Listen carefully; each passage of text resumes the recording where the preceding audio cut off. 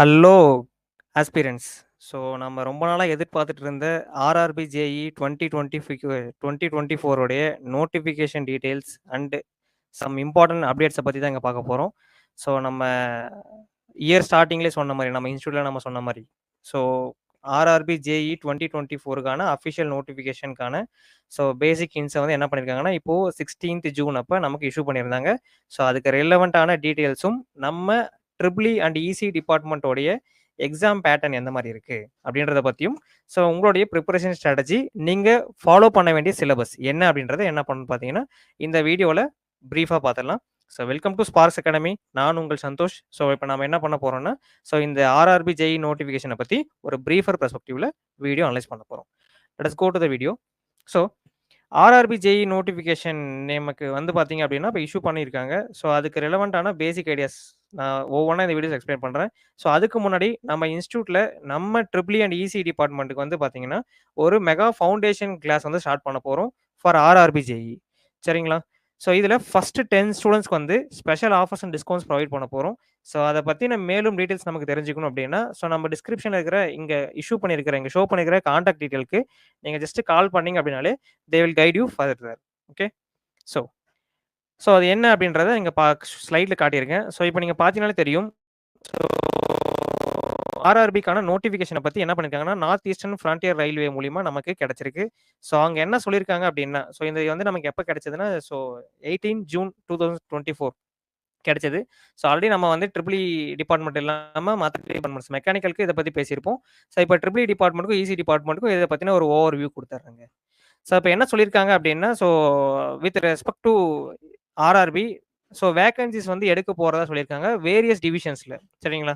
So நம்ம JE category மட்டும் இல்லாமல் ஸோ என்னென்ன எடுக்க போகிறாங்க அப்படின்னா, ஸோ அதர் டிபார்ட்மெண்ட்ஸ்க்கும் DMS, CMA, so chemical supervision, metallurgical supervision, paramedical categories இதுக்கும் சேர்த்து பார்த்தீங்க அப்படின்னா நமக்கு நோட்டிஃபிகேஷன்ஸ் எடுக்க போகிறாங்க அப்படின்றதுக்கான அனௌன்ஸ்மெண்ட் வந்து நமக்கு இஷ்யூ பண்ணியிருந்தாங்க.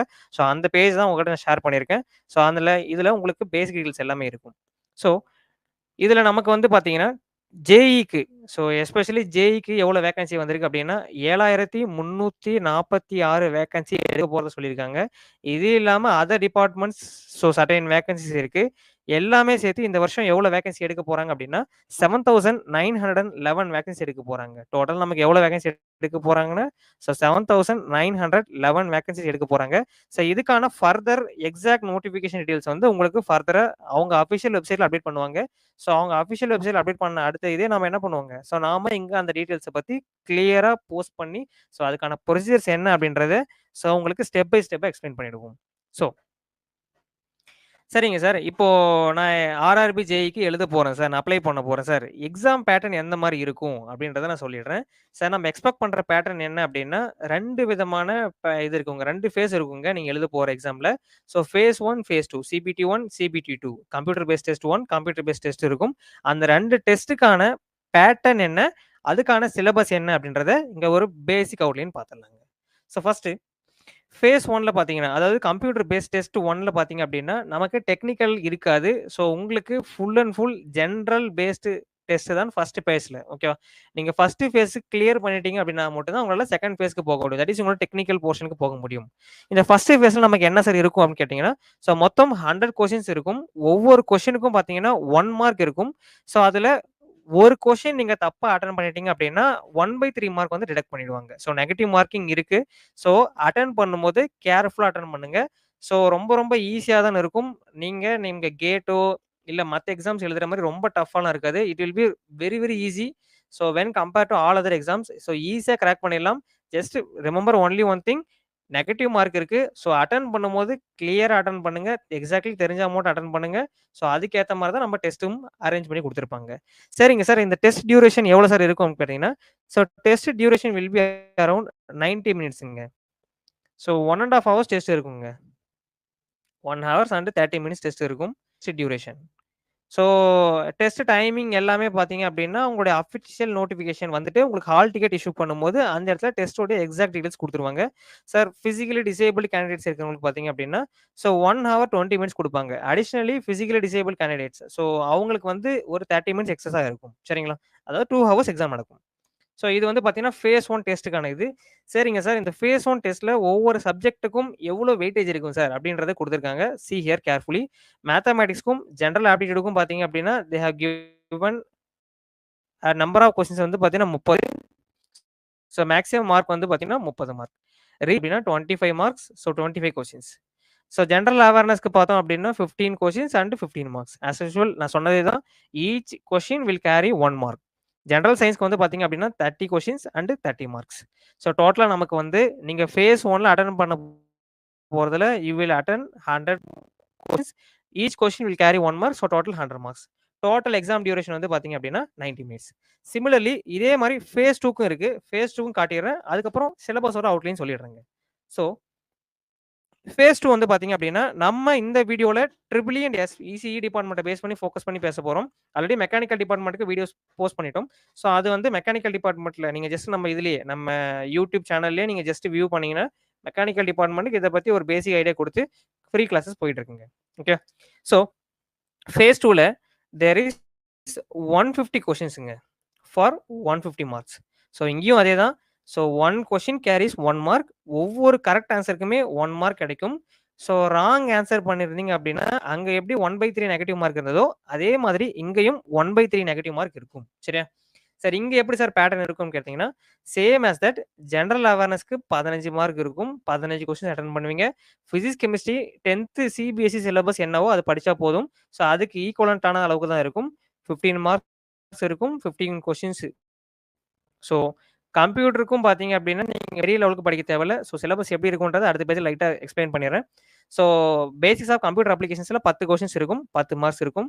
ஸோ என்வைரன்மென்ட் அண்ட் பொல்யூஷன் இத பேஸ் பண்ணிட்டு 10 கொஸ்டின்ஸ் இருக்கும். 10 மார்க்ஸ் இருக்கும்.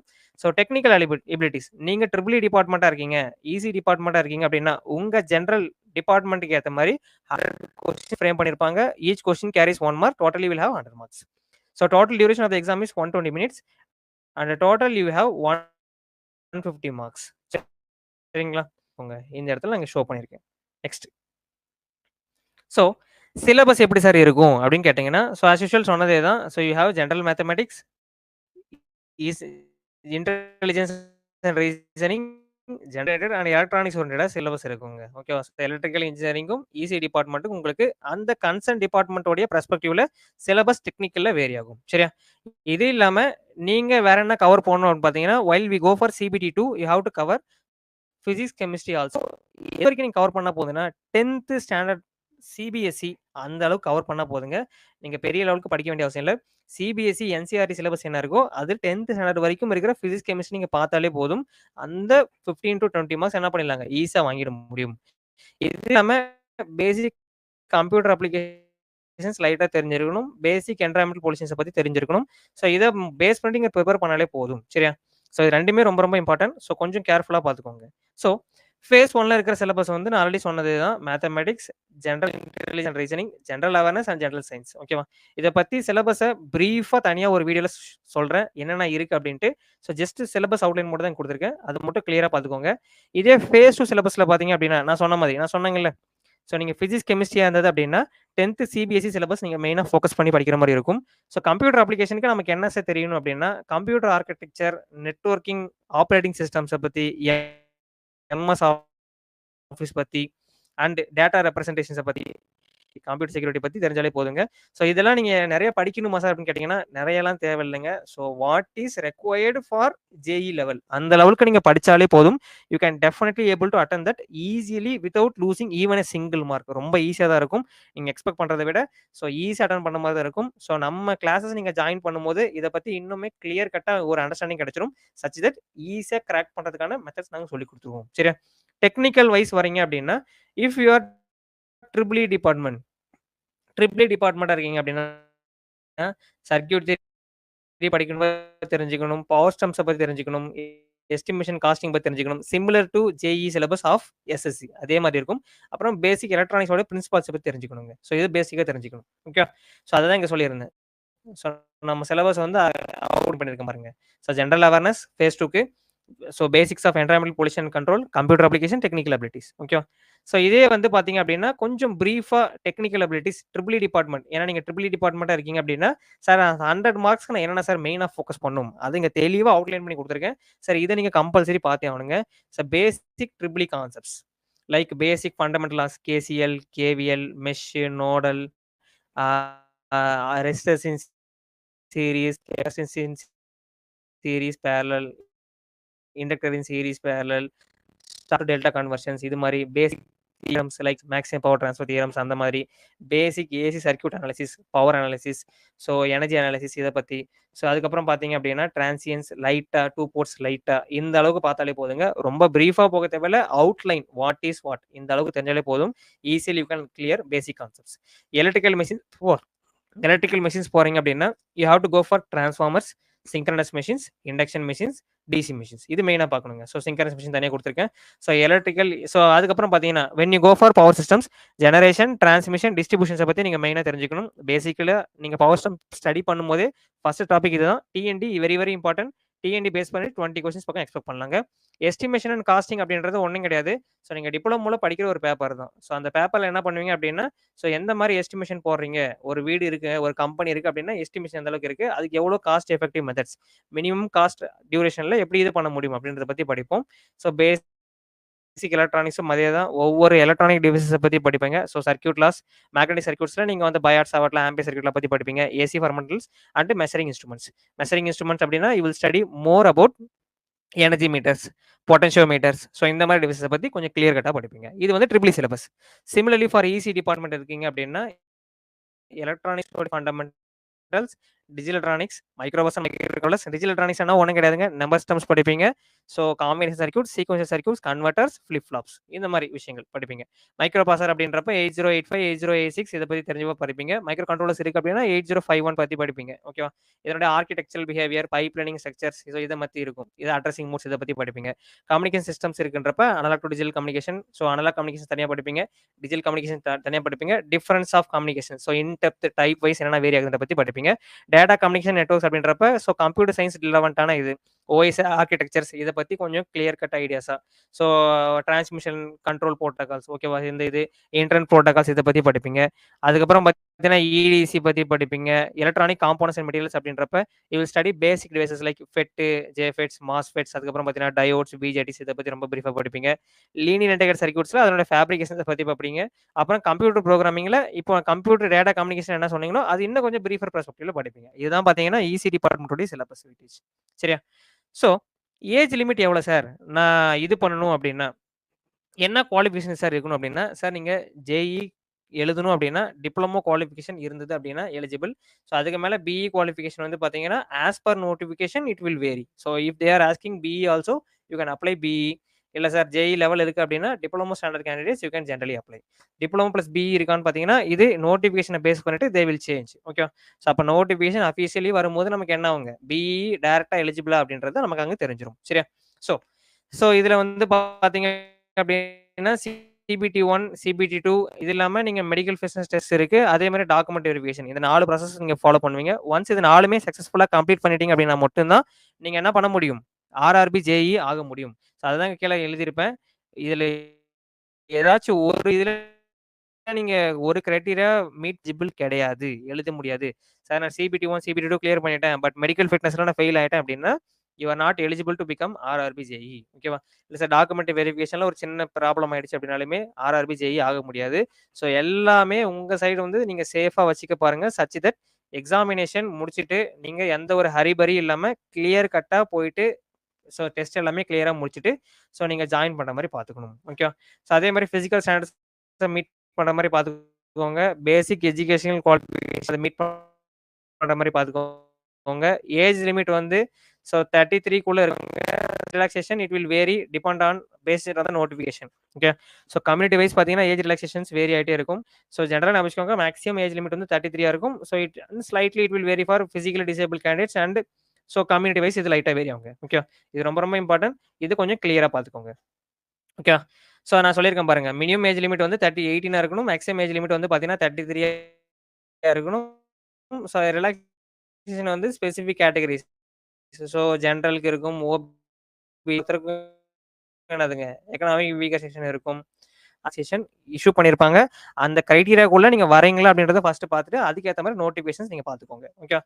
சார் இது வந்து பார்த்தீங்க அப்படின்னா சிபிடி 2019ல சென்னை ஜோன்ல தட் இஸ் சதர்ன் ஜோன்ல நடந்த எக்ஸாமோடைய cut off. So out of 100 marks நான் சிபிடி 2 குவாலிஃபை ஆகணும் அப்படின்னா நீங்க எவ்வளோ வாங்கியிருக்கணும் அப்படின்றத மட்டும் பார்த்துக்கோங்க. சென்னை ஜோனா இருந்தீங்க அப்படின்னா 61 வாங்கிருக்கோங்க. ஜெனரல் டிகிரியா இருந்தா சொன்னீங்கன்னா 40 சரியா? சரி இது இன்க்ளூடிங் நெகட்டிவ் மார்க்ஸ். நெகட்டிவ் மார்க்ஸ்லாம் போக 61 வந்திருக்கணும். சரியா? சரி நெறைய பேர் டவுட் இருக்கும். நெகட்டிவ் மார்க்ஸ் இன்க்ளூட் பண்ணணுமா கூடாதான்னு. நெகட்டிவ் மார்க்லாம் போக 61 மார்க் இருக்கணும். சரியா? மேக் ஷூர் நான் திரும்பவும் ரிப்பீட் பண்றது அதுதான். ஸோ நெகட்டிவ் மார்க்ஸ் வர மாரி கொஸ்டின்ஸ் அட்டெண்ட் பண்றத அவாய்ட் பண்ணிக்கோங்க. கிளியரா எவ்வளோ தெரியுமோ அட்டெண்ட் பண்ணுங்க. ரொம்ப ரொம்ப ஈஸியா இருக்கும். ஈஸியா கிராக் பண்ணிடலாம். சரியா? ஒன்ஸ் நீங்க சிபிடி 1 கிளியர் பண்ணிட்டீங்க அப்படின்னா சிபி2க்கு ஸ்பெசிஃபிக் கட் ஆஃப் வந்து நம்ம சவுத் ஜோன்ல கிடையாது. ஸோ இது மினிமம் குவாலிஃபைங் கட் ஆஃப். இந்த கட் ஆஃப்க்கு போயிடுவீங்க. தட் இஸ் மெஜிக்கல் ஃபிட்னஸ்க்கும் அதே மாதிரி சர்டிஃபிகேட் வெரிஃபிகேஷன் நீங்க போயிடுவீங்க. ஜஸ்ட் நீங்க 40% ஸ்கோர் பண்ணாலே போதும். நீங்க என்ன பண்ண முடியுங்க? சிபிடி 2 குவாலிஃபை ஆயிட்டீங்க. அதுக்கப்புறம் டைரக்டா சர்டிஃபிகேட் வெரிஃபிகேஷன் தான். ஒன்ஸ் டாக்குமெண்ட் வெரிஃபிகேஷன் முடிஞ்சது அப்படின்னா directly you will be posted at RRB JE. சரியா? ஸோ இதுதான் பார்த்தீங்க அப்படின்னா நம்ம இந்த வீடியோல பார்த்ததுங்க. ரொம்ப ரொம்ப இம்பார்ட்டன்டான சில விஷயங்கள். ஸோ நம்ம வந்து நம்ம இன்ஸ்டிடியூட்ல பேட்ச் ஸ்டார்ட் பண்ணியிருக்கோம். ஸோ பேட்சஸ்க்கான நோட்டிஃபிகேஷன் டீட்டெயில்ஸ் வந்து ஆல்ரெடி நாங்க ஃபர்ஸ்ட் பேஜ்ல குடுத்துட்டேன். ஸோ நீங்க அகைன் ஜஸ்ட் கோ த்ரூ மட்டும் பண்ணாலே போதும். ஸோ இந்த டீட்டெயில்ஸ் நீங்க ஏதாச்சும் சார் நான் ஜாயின் பண்ண விருப்பப்படுறேன் சார் அப்படின்னா, கீழ இருக்கிற கான்டாக்ட் நம்பருக்கு நீங்க ஜஸ்ட் கான்டாக்ட் பண்ணுங்க. ஃபர்ஸ்ட் 10 ஸ்டூடண்ட்ஸ்க்கு வந்து பார்த்தீங்க அப்படின்னா, there are some special offers and discounts. Okay. So அந்த ஃபர்ஸ்ட் 10 ஸ்டூடண்ட்ஸ்க்கு மட்டும் இந்த பிரிவிலேஜ் குடுக்குறோம். ஸோ கன்டென்ட் வைஸ் வந்து நம்ம சைட்ல நம்ம கிளியர் கட்டா இருப்போம். நீங்க எங்க கூட ரன் பண்றீங்க அப்படின்னா, definitely make sure that you are going to get placed at RRB JE. Okay. Sir for ஏதாவது டவுட்ஸ் இருந்தது அப்படின்னா, ஸோ அந்த கான்டாக்ட் நம்பருக்கு நீங்க கான்டாக்ட் பண்ணுங்க. So we will guide you further. அதே மாதிரி உங்களுக்கு வேற ஏதாச்சும் அடிஷனல் டீடைல்ஸ் தேவைப்பட்டது அப்படின்னாலோ, இல்ல நீங்க வேற ஏதாச்சும் நீங்க அடிஷனலா ஏதாவது தெரிஞ்சுக்கட்டும் அப்படின்னாலுமே, கமெண்ட் செக்ஷன்ல உங்களோட கமெண்ட்ஸ லீவ் பண்ணுங்க. ஸோ உங்க கமெண்ட்ஸ் அண்ட் குவரீஸ்க்கு ஏத்த மாரி என்ன பண்றோம்னு பார்த்தீங்கன்னா, ஃபர்தரா நாங்க செஷன்ஸ பத்தி ஃபர்தரா அப்டேட் பண்றோம். ஓகேவா? So thank you. Thank you for joining the session. Kindly share the session with your friends and kindly subscribe to our channel for further notifications and all other details. Thank you all.